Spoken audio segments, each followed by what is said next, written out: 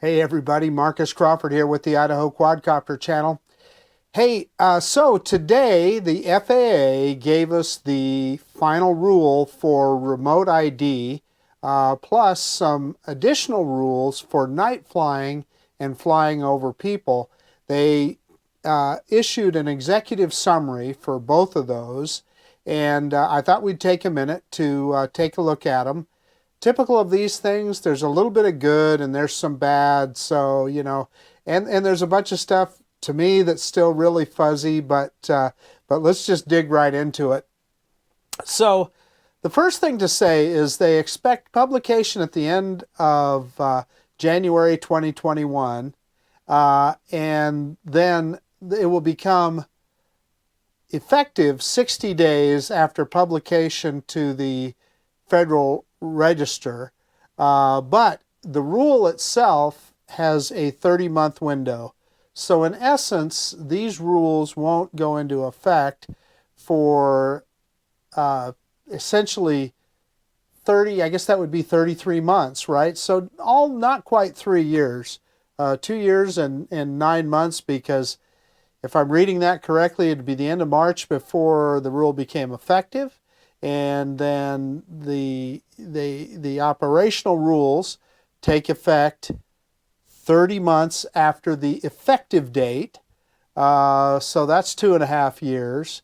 The other timeline in there is they give manufacturers 18 months to start producing products that comply with these rules. So let's start getting into the rules.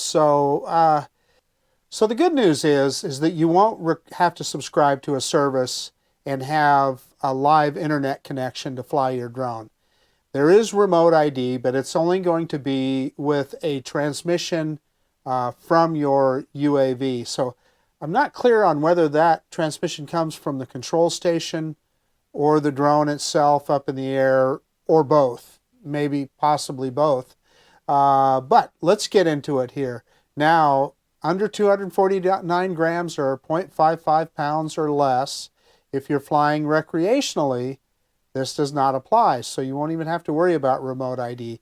The Part 107 rules have been kind of vague, and whether you're a commercial operation or not has still been a subject of some argument. But if you are, you'll have to comply with remote ID no matter what size drone you're flying. Let's just go over the bullet points here. So remote ID messages will be a radio frequency broadcast, whether Wi-Fi or Bluetooth technology. The remote ID message is going to include the serial number of the drone and the session ID, latitude, longitude, altitude, velocity, and then latitude and longitude and altitude of the control station. In other words, your RC. And it will also include an emergency status or time mark. And by emergency status, I assume they mean a loss of connection, etc. And then here's the interesting part too. Remote ID message will be available to most personal wireless devices. By that, I believe they mean your cell phone within range of the broadcast. However, correlating the serial number or session ID with the registration database will be limited to the FAA and can be made available to authorized law enforcement and national security personnel upon request. So, in other words, if I read that correctly, any civilian that happens to read your transmission, all they'll see is your ID number. They won't know who you are, etc. But they will be able to just figure out your location of your drone, and the location of the control station. Now, the other thing that's unclear to me, is that going to be an app that's available to the general public or not? I'm assuming that it is. I don't know. And the range of the remote ID broadcast may vary, as each unmanned aircraft must be designed to maximize the range at which the broadcast can be received. What does that mean? They're not specifying any distance or whatever. So does that mean a mile? Does that mean 500 yards? Does that mean 20 meters? I don't know, and it's not specified here. So yeah, that's kind of up for, I mean, I just don't know. Uh, and then they talk about the broadcast module. It can be a separate module that's attached to the aircraft or a feature built into the aircraft. So by that, it sounds to me like you will be able to retrofit.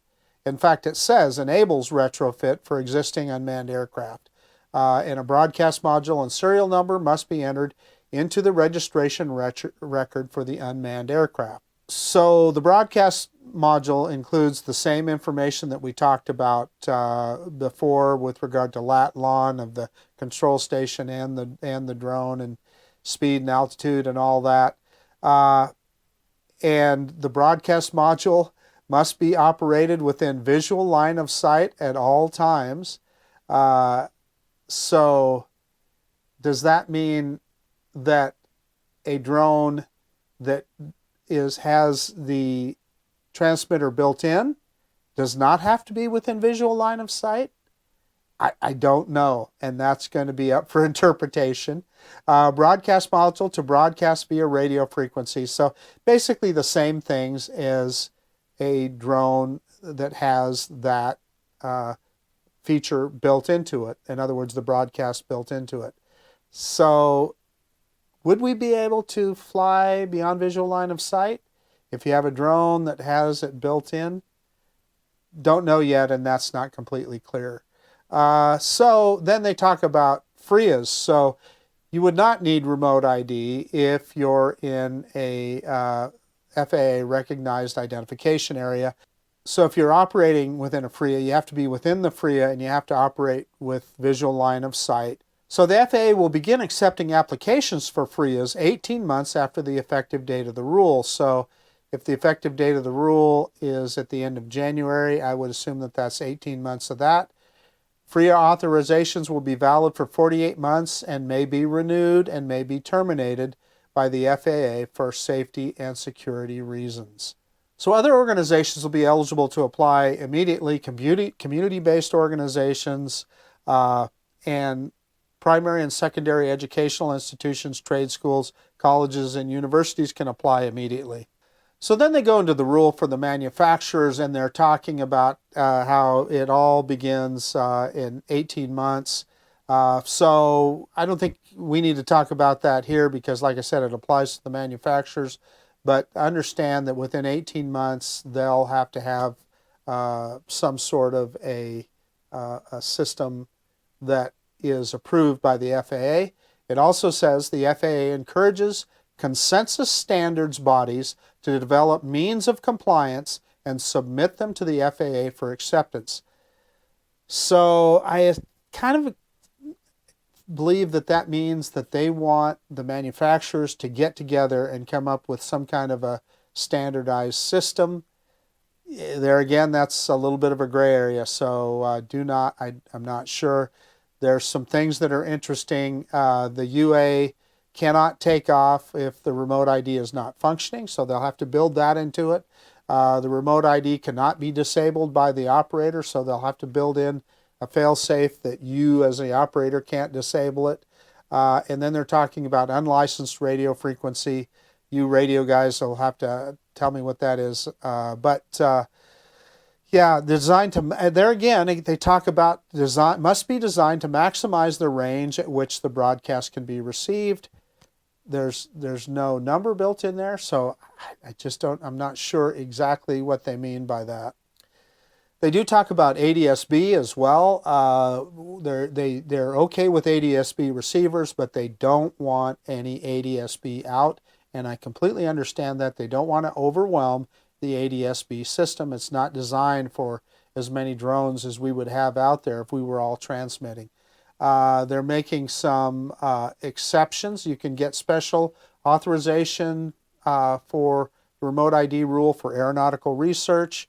The FAA says that they have deviation authority. So in other words, at any time they could say that it doesn't apply to something or does apply. So they have authorized deviations from the rules that the FAA administrator can make. And then it also talks about foreign registered civil unmanned aircraft operated in the United States. they allow that, but they also ask that you register your remote ID with the FAA so they would know, what aircraft that is up in the air. A couple of other things that are interesting. UAS operators under the exception for limited recreational operations, in other words, hobby flyers, they only have to register with the FAA once rather than register each aircraft. So that's good to know. But you will have to have the UA or the broadcast module serial number for each of your aircraft within that registration. So the old rule that they had in the proposed rule where they were talking about limited remote ID has been eliminated. And then they talk about FRIA applications again beginning 18 months after the effective date of the rule. But it sounds like, it says educational institutions may now apply for FRIAs as well as community-based organizations. We spoke about that earlier. So now there's some really complicated rules now about flying over people, and I'll see if I can interpret this correctly, but I do believe there are still some gray areas in here. So Category 1, in other words, small unmanned aircraft weighing less than 0.55 pounds or 250 grams, which they specifically say includes everything on board or otherwise detached, but it can have no exposed rotating parts that would lacerate human skin. In other words, it would have to have some kind of, the props would have to be contained. And it's saying that no FAA accepted means of compliance or declaration of compliance is required. So they're just kind of simplifying it. So they're saying, like, I think that kind of means if you were building your own FPV drone and you put prop guards on it, you would be okay. You don't have to go jump through any special hoops to do that. So they're saying that you can fly over people if you meet that criteria. So here's where it gets kind of crazy. Category 2 requires that the aircraft, it doesn't specify a weight, but I think that's anything above 249 grams. So it says the aircraft must not cause injury to a human being that is equivalent to or greater than the severity of injury caused by a transfer of 11 foot-pounds of kinetic energy upon impact from a rigid object. So you physics guys will have to explain that one. 11 pounds of kinetic energy, I'm not sure what that means. But also they say it cannot contain any exposed rotating parts that could lacerate human skin. And it does require FAA means of compliance. So in other words, if you're a manufacturer or an individual building a drone like that, you're going to have to get it approved by the FAA. In other words, that protective part of it. And I suppose the impact part of it too. So there would be some lab work involved there. I guess I would read that to say that would kind of eliminate, like a home-built FPV drone, you would not, that met that criteria, heavier criteria, you would not be able to fly that over people because, well, unless it was a pre-made one that a manufacturer got it approved. And then the next is Category 3, and it's similar to Category 2, but it ups that injury transfer to 25 foot-pounds of kinetic energy. And there's some more rules that apply with that. And of course, there again, it cannot have any exposed rotating parts. And Category 4, I think this is more commercial related, but I assume that if you had a big enough drone that you were greater than that 25 foot-pounds of kinetic energy, so I suppose potentially that could be a hobbyist or Part 107 pilot, you are going to have an airworthiness certificate, just like you would for a manned aircraft, and with all of the inspections and record keeping that goes with that.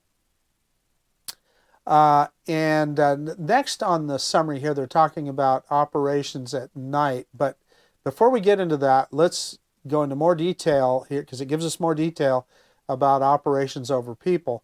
So Category 1, you can operate over people. So remote pilots are prohibited from operating a small unmanned aircraft as a Category 1 operation in sustained flight over open area assemblies unless the operation meets the requirements for standard remote identification. So, if you're going to fly over people, you can in Category 1 with that sub 250 gram drone, but you're going to have remote ID on that drone. Whether you're a hobbyist, whether you're a Part 107, you're going to have remote ID. Now, Category 2, remote pilots are prohibited from operating a small unmanned aircraft as a Category 2 operation in sustained flight over open air assemblies unless the operation meets the requirements for standard remote ID identification and broadcast modules as established in the remote ID final rule. So requires means of compliance and declaration of compliance by the applicant. So I'm not sure what that means. I'm not sure if then in Category 2 you have to apply to fly over people, and then you have to prove that your drone is compliant. I think that's what that means, but I'm not 100% sure. But it looks to me like if you're in Category 1, you don't need permission. Category 2, you do. I hope I have that right. So Category 3 eligible aircraft, it states that you must not operate the small unmanned aircraft over open area assemblies of human beings. Right? Just says that. But then there's another bullet point. May only operate the small unmanned aircraft over any human being if operation meets one of the following conditions. Now remember, it says one of the following conditions, and there's 2 bullet points here. The operation is within or over a closed or restricted access site, and all human beings located within the closed or restricted access site must be on notice that a small unmanned aircraft may fly over them. So I would read that to mean, say you're filming a movie, right? And it's a closed site, and everybody signs off that they know a drone is going to be up there. Or say you were filming people at a racetrack, but everybody in that area would have to sign off that they know that Category 3 aircraft is above them. And now the second bullet point, the small unmanned aircraft does not maintain sustained flight over any human being unless that human being is directly participating in the operation of the small unmanned aircraft or located under a covered structure or inside a stationary vehicle that can provide reasonable protection from a falling small unmanned aircraft. So I guess me as the operator, I could be underneath that aircraft, which I often am, and but everybody else, we'd either have to be in a vehicle or under some kind of a covered structure. So that's interesting. I would say Category 3 is going to be more for likely commercial operations, movie sets, those kind of things. I mean, I suppose, for instance, I guess like if you were a wedding photographer and you wanted to fly a drone over a wedding, you could do that in Category 3, but you would have to have everybody in that wedding party sign a release, and that they had a notice that a small unmanned aircraft may fly over them. So interesting stuff. And then Category 4, they talk about an airworthiness certificate, etc., and all of the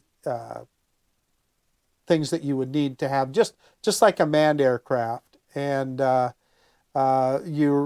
says remote pilots are prohibited from operating a small unmanned aircraft as a Category 4 operation in sustained flight over open-air assemblies unless the operation meets the requirements of standard remote identification and remote identification broadcast modules established in the remote ID final rule. So it sounds like, I guess, if you in that category 4, if you have all the maintenance records and stuff, it sounds like you can operate over human beings. So interesting stuff. So the next thing that they're talking about, and let me back up here a little bit in the executive summary, is operations at night. Additionally, prior to conducting small aircraft operations at night, the small unmanned aircraft must be equipped with anti-collision lights that can be seen for 3 statute miles and have a flash rate sufficient to avoid a collision. These anti-collision lights must be operational. That's no different than it is right now. So if I'm reading this correctly, Part 107 pilots won't have to have a waiver. They will simply have had to pass the night operations test. I think I'm reading that correctly, although it doesn't say that specifically here. So then they talk about operations over moving vehicles. It says Category 1, 2, and 3, eligible to operate over people, may not maintain sustained flight over moving vehicles, transit operations only. I don't know what they mean. Sustained flight, does that mean it can't be just right over the top of the vehicle? I just don't know. For operation under Category 1, 2, or 3, the small unmanned aircraft throughout the operation must remain within or over closed or restricted access site, and all human beings located inside a moving vehicle within the closed or restricted access site must be on notice that a small unmanned aircraft may fly over them, must not maintain sustained flight over moving vehicles. So if I'm reading that correctly, you might fly over the top of a moving vehicle, but you can't stay over the top of them. I think I'm interpreting that correctly. This to me would apply to like a racetrack or something. If you were following a race car with your drone, everybody on that track, all the drivers would have to sign a release knowing that they have a UAV over the top. And that's for categories 1, 2, and 3. Category 4, it talks about, again, an airworthiness certificate and must be operated in accordance with operating limitations specified in the approved flight manual. So if you're in Category 4, your aircraft, your UAV, is going to have an airworthiness certificate just as if it were a manned aircraft. So I think that's what they're getting at there. Okay, so there's some changes to the test, the remote knowledge test. So again, it doesn't say whether that's Part 107 or hobby test, because as we know, they promised a hobby test but have not yet supplied it. But maybe they will, but they're saying that night will be included in that. The final rule replaces the requirement to complete an in-person recurrent test every 24 calendar months. The updated requirement is for remote pilots to complete an online recurrent training, which will include night subject areas. The online recurrent training will be offered free of charge to remote pilots. So I'm hoping that that's Part 107. I don't know for certain, but if it would make it a lot easier to get a Part 107 license if you could do it online rather than having to go to a testing site to do it. So then it also talks about demonstration of compliance. So essentially what that says is that in your physical possession, you need to have your remote ID license, whether that's your hobby registration or your Part 107 license, and you have to be able to produce that and give it to, well, it says any FAA, NTSB, TSA, or any federal, state, or local law enforcement officer. So in essence, the authorities you need to have, if you're going to be out flying, have your license with you so you can produce it. Then it also says that you have to make available to the FAA upon request any document, record, or report required to be kept under FAA regulations. So if you're in that Category 4, where there's all of that compliance that you need to do, airworthiness tests and maintenance records and stuff, you will have to supply those. It's unclear to me if you're not in that category 4, what records are they talking about? Is it just your license? What are they saying that requirement is? Are we going to be required to keep a flight log? I don't think so. Doesn't say that specifically, but I don't know. It also says that upon request, you've got to allow the FAA to inspect the small unmanned aircraft system, the remote pilot in command, the person manipulating the flight controls of the small unmanned aircraft system, and if applicable, the visual observer to determine compliance with the rule. So I think that means that they would want to be able to interview all those people. I believe that that's what that means. And they would want to be able to take a look at your hardware. So then they talk about what they need from the manufacturers, and they're saying that some Category 1 small unmanned aircraft may meet the performance-based requirements to be eligible in Category 1 operations over people of this rule beginning the effective date of the rule. In other words, those that have already been produced with propeller guard shrouds that prevent blades from causing laceration. Now, here's what I don't understand about that. They say some existing ones, but I don't know of any existing drone that transmits remote ID. And they pretty clearly said that even if you're going to have a Category 1 in flight over people, it's going to have remote ID available. So there again, that's another little bit of a mystery. But they're also saying that they can provide retrofit propeller guards to existing small aircraft to make them eligible. Anyway, it just goes on and on about what the manufacturers have to come up with to make their equipment eligible for this rule.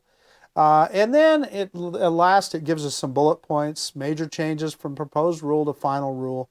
It talks about Category 1 not having any exposed rotating parts, and Category 1, 2, and 4 pilots are prohibited from operating small unmanned aircraft in sustained flight over open air assemblies unless the operations meet the requirements of standard remote identification or remote identification broadcast modules established by the remote ID rule.